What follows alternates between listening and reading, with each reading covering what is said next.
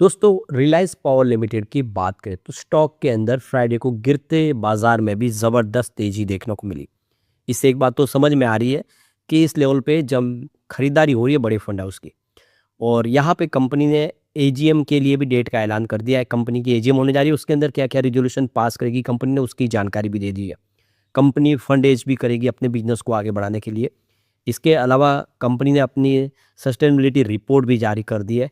Company का क्या-क्या achievement है और किस तरह से कंपनी बिज़नेस को लेकर रणनीति बना रही है।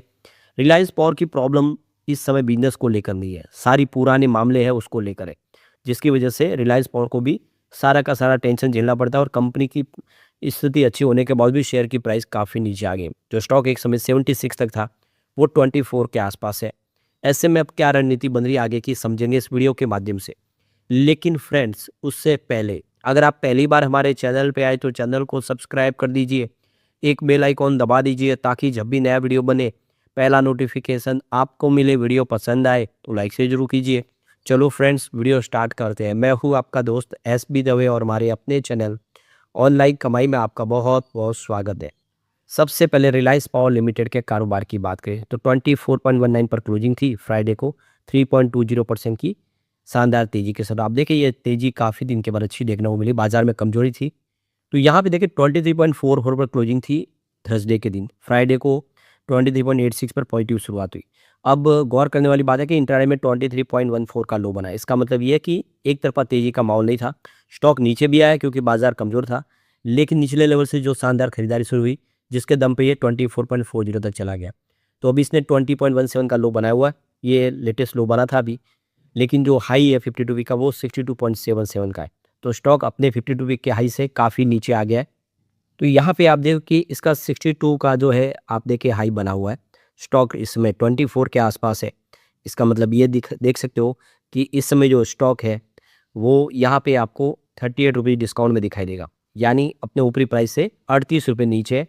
यानी आगे आने वाले समय इसमें आगे बढ़ने की उम्मीद ज़्यादा है। वैसे तो 76 का इसने हाई बनाया हुआ कोविड काल के बाद, लेकिन स्टॉक अब देख सकते हो कि उससे बहुत नीचे आ गया है। यहाँ पे जो बड़ी अपडेट निकल के आ रही है, कंपनी की 32वीं एनुअल जनरल मीटिंग होने जा रही है और कंपनी ने इसकी रिपोर्ट दे दी है और साथ में एनुअल रिपोर्ट भी जारी कर दी है पूरे साल की। तो ये 32वीं एनुअल रिपोर्ट जो है, यह देख सकते हो कि 14 अगस्त 2026 को यानी फ्राइडे को 12 बजे शुरू होगी दोपहर को। ये वीडियो कॉन्फ्रेंसिंग और ऑडियो विजुअल के माध्यम से होगी, जिसमें कंपनी अपने रिजोल्यूशन प्लान पास करवाएगी, शेयर होल्डर की रजामंदी लेगी। तो एनुअल रिपोर्ट भी यहाँ पे दे दी गई है, काफ़ी बड़ी रिपोर्ट है। तो कंपनी के जो RTA एजेंट है केफिन टेक्नोलॉजी, उन्होंने यहाँ पे इसको सारा अरेंज किया है। तो कंपनी ने यहाँ पे अपने मेंबर्स के लिए यहाँ पे वोटिंग की फैसिलिटी भी शुरू की है अपने शेयर ट्रांसफर एजेंट के माध्यम से। तो जो केफिन टेक्नोलॉजी के RTA एजेंट है वो इसको पूरा ऑर्गेनाइज कर रहे हैं। अब यहाँ पे जो रिजोल्यूशन प्लान कंपनी पास करने जा रही है, जो प्रस्ताव रखे है, तो ये देख सकते हो कि पहला तो क्वार्टर 4 का जो रिज़ल्ट है, वो रिज़ल्ट हमारे सामने कंपनी लेके आ रही है। 31 मार्च 2026 का रिज़ल्ट और पूरे साल का रिज़ल्ट, ये जो रिज़ल्ट होगा हमारे सामने, ये रिज़ल्ट कंपनी शेयर होल्डर के पास से पास करवा के लेगी। तो इसके लिए आप देख सकते हो कि यहाँ पे कंपनी की तरफ से तैयारी कर ली गई है। इसके अलावा यहाँ पे अपॉइंटमेंट हो रही है श्री सचिन मोहापात्रा, जो रिटायर्ड हो रहे हैं रोटेशन के तौर पे, फिर से वो अपॉइंट हो रहे। तो ये देखो कि डायरेक्टर के तौर पे उनकी अपॉइंटमेंट को रजामंदी लेनी है शेयर होल्डर की, जो अभी आप देखिए री अपॉइंटमेंट के तौर पे आएंगे। इसके अलावा यहाँ पे देखिए सैचुटरी ऑडिटर्स की जो है अपॉइंटमेंट उनके सैलरी के लिए, ये एक ऑर्डिनरी रेजोल्यूशन प्लान है जिसको पास करना है। नंबर 4 पे देखें तो यहाँ पे रेम्यूनरेशन कॉस्ट ऑडिटर की जो उनका मेहनताना है उसको भी देना है कंपनी को। और नंबर 5 पे देखें तो ये अपॉइंटमेंट हुई डॉक्टर अविनेश गुप्ता, जो इंडिपेंडेंट डायरेक्टर के तौर पे कंपनी में होंगे। ये एक स्पेशल रेजोल्यूशन प्लान है जिसको पास करवाना है। तो ये प्रस्ताव भी शेयर होल्डर के सामने रखा जाएगा। ये जो बड़ा प्रस्ताव रखा है छठा, ये जरूरी है। कंपनी फंड रेज करना चाहती है तो क्वालिफाइड इंस्टीट्यूशनल प्लेसमेंट के माध्यम से, QIP के माध्यम से कंपनी फंड रेज करेगी। तो ये देखो कंपनी आने वाले समय में बिजनेस को तेज़ी से बढ़ाने के लिए बहुत सारी कंपनी की सब्सिडीज कंपनियां जो तेज़ी से काम कर रही है, उन सब के लिए फंड की आवश्यकता है। तो यहाँ पे QIB के माध्यम से देख सकते हो कि कंपनी अपने बिजनेस को बढ़ाने के लिए फंड रेज करेगी। इस प्रस्ताव की भी मंजूरी ली जाएगी शेयर होल्डर से। तो आने वाले समय में कुछ बड़े शानदार फैसले किए जा रहे हैं। कंपनी ने यहाँ पे पूरे साल की अपनी एनुअल रिपोर्ट में आप देखें तो कंपनी की फाइनेंशियल सेहत की जानकारी भी दे दी अपने रिजल्ट के माध्यम से, किस तरह से कंपनी ने अपना प्रदर्शन किया। तो टोटल इनकम अगर आप देखें तो यहाँ पे स्टैंड अलोन जो इनकम निकल कर आई है 2026 में 10,872 करोड़ रुपीज़ की। और यहाँ पे अगर अब बात करें कंसोलिडेटेड रकम, तो ये आपको यहाँ पे देखो कि 7,98,852 करोड़ के आसपास दिखाई देगी। अब यहाँ पे अगर हम बात करें फाइनेंशियल 2025 की, तो कंपनी की जो टोटल इनकम थी वो 10,055 करोड़ के आसपास थी स्टैंड अलोन, और कंसोलिडेटेड देखें तो 8 लाख यहाँ पे 25,704 करोड़ के आसपास बताई है कंपनी ने। अभी यहाँ पे देखें तो रिलायंस पॉल ने अपनी सस्टेनेबिलिटी रिपोर्ट भी जारी करी है, रिस्पॉन्सिबिलिटी और सस्टेनेबिलिटी रिपोर्ट फाइनेंशियल 2025-26 की, जिसके अंदर कंपनी ने अपने बिजनेस को लेकर अपनी जो रिस्पॉन्सिबिलिटी है उसमें जो है BRSR रिपोर्ट पूरी दे दी है एनुअल रिपोर्ट के साथ में, जो आप देखिए इसकी वेबसाइट पे जाकर रिलायंस पॉल पे आप चेक कर सकते हो। बड़ी रिपोर्ट है, आप अच्छे से उसको जान सकते हो, सब यहाँ पे हम डिस्कस नहीं कर सकते। अब रिलायंस फॉर बहुत बड़ी कंपनी है और इसकी बहुत सारी सब्सिडीज कंपनी है। जो हम एक बार यहाँ पे देखेंगे तो आपको रोज़ा पावर सप्लाई दिखाई देगी, इसकी सब्सिडीज कंपनी है। शासन पावर लिमिटेड, ये भी इनकी सब्सिडीज कंपनी है, 100% इनकी इक्विटी उसमें इक्विटी है। इसके अलावा Rajasthan Sun Technique Energy private Limited, ये भी सब्सिडीज कंपनी है। इसके अलावा Dursar Solar Power private Limited इनकी सब्सिडीज कंपनी है। Reliance NU Energy private Limited, ये भी इसकी सब्सिडीज कंपनी है। Reliance NU Suntech Private Limited जो रिन्यूएबल के प्रोजेक्ट कर रही है, सब नई कंपनियाँ सब्सिडीज़ है। इसके अलावा रिलायंस क्लीन जेन लिमिटेड, ये भी इनकी सब्सिडीज कंपनी है। समालकोट पावर लिमिटेड, इसके अलावा रिलायंस कोल रिसोर्स प्राइवेट लिमिटेड, और इसके अलावा देखें तो रिलायंस GH2 लिमिटेड, इसके अलावा देखें तो Dhirubhai Ambani Green Tech Park Limited भी इनकी सब्सिडीज कंपनी है।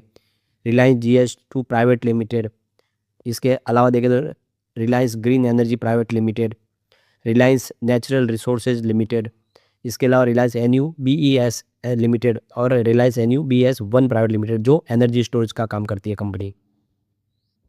इसके अलावा भी देखें तो यहाँ पे आपको दूसरी और बहुत कंपनी देखें, जिसमें Reliance any FDRE1 private limited है, और इसके अलावा Reliance NU FDRE private limited, Reliance NU energies 1 limited, Reliance NU energy 2 private limited, इसके अलावा Reliance NU wind private limited, Reliance Prima limited, इसके अलावा Reliance NU Suntech 1 private limited, और यहाँ पे Tiara power private limited, Reliance Transtech private limited, Reliance NU wind 1 private limited, Reliance new energy private limited. इस तरह से बहुत सारी इनकी सब्सिडीज कंपनियाँ हैं।